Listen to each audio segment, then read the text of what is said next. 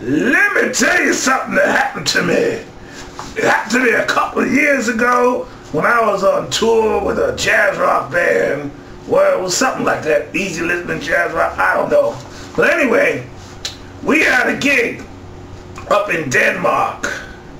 And we heard that the club that we were supposed to play in was like this really nifty place. And everybody who was anybody had played there. So of course I was good to go, ready to play in a nice place. So we get to the place, and the place is all fucked up, looking all funky and shit. We're thinking, okay, maybe it looks run down outside, but maybe inside is cool. We get inside, it looks just as bad as outside. So we're thinking, well, this can't be the place where everybody was playing. Just goes to show you can never be right all the time about what you think you be right about. Just because it looks like it does in the brochure does not mean that it's really happening. So what went down was like the place had been sold to some other people. And it turned out that the place which once used to be a nice respectable jazz club turned out to be a haven for really depraved people, junkie people, all kind of funky punks. I ain't got nothing against punk. Punk rock is cool, and the punk is cool, but these were not the kind of punks which were chilling. These were not the people who go to Clash concerts. These people were all fucked up. So anyway, we played our show there, and nobody really appreciated what we were playing because they wanted to hear something else. And so we had a little break. And then me and the drummer went to the bar to get a beer. Next thing you know, this motherfucker going over there trying to grab my bass, sneaking up on the platform to get my bass and to grab it. I turned around quick, went with the drummer, and we said, you ain't going nowhere with that bass. You understand me? Gotta put it down. But this shit was buck wild, man. You couldn't even leave your instrument on the stage where people were ready to steal it.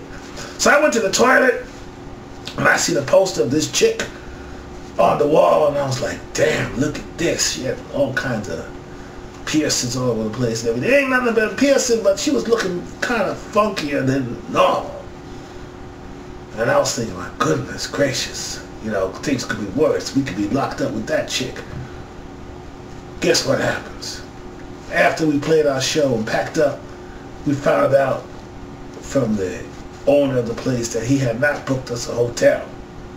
And we had just drove 700 kilometers to get to this joint. So where we gonna sleep? Guess what? We were sleeping at that chick's house. Now, we thought, okay, it's too late to do anything about it. We go over to this chick's house. It's all good. So we get to the crib. Suddenly homegirl's like changes up her style. But before she was nice, then she started talking some lesbian friends kind of shit. We had a girl saxophone player in the band, and she was like, we let the men sleep in the living room, and you come in my bed, and gave her that look. Homegirl didn't realize what time it was, so she said, okay. And I said, come here, girl, gotta talk to you about this. Wait a minute. She means she wants to sleep with you, not next to you. Oh! So we're gonna fix this. We gotta fix this shit quick. So we said, listen, we leave homegirl out here with her boyfriend, who was the guitar player, and me and the drummer will go into the room and sleep with her. So she did not really appreciate that.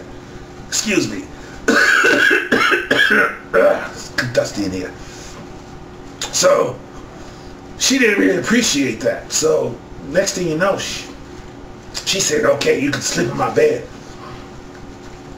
And then she brought a pit bull into the room and put it in the bed with us.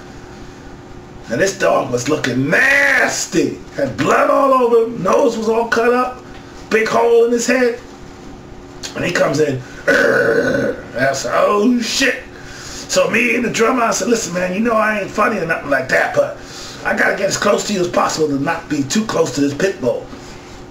So somehow, with the pit bull up on my neck, kind of fell asleep. That shit was buck wild. Of course, we ain't even thinking about touching this nasty hoe. And then this nasty ass pit bull in the bed too. This was funky. So anyway, we survived the night. Got up the next morning, she cooked breakfast. Breakfast was actually nice. And then she says, by the way, you know, I'm involved with jewelry. Intimschmuck, which means in Germany, like personal jewelry. We had no idea what she was talking about at the time until she pulled out this book catalog. And she was pierced in places you wouldn't believe. I mean, you know, nowadays it's all good, but she had like about 20 different piercings in the pudding, and like 15 each in the titty, and all over her place. I mean, this shit was buck wild, you know. And she was showing us at the breakfast table this shit. It was kind of funky. So I just decided to go for a walk. She asked me, would you like to take the dog with you? And I was like, this shit is wild. You know what? Yeah. So I could take the dog out for a walk. Dog was actually quite nice. He hadn't killed me, so it was all good. So I was throwing like sticks at him and shit. He was coming up, and I threw another bigger stick, came back with it. Bigger stick, came back, and I found a tree. Because we were in the Danish woods, Norwegian wood joint. And I threw this big ass tree, and the dog came back with the tree. Scared the shit out of me, telling you the truth. So anyway, we went back, put the dog, we said hello, bye-bye, Fido. We packed our shit and got the hell out of there. And that was a funky gig. So, I will play for you my song about this gig. And it's called The Danish Hoe. See you in a minute. Yeah.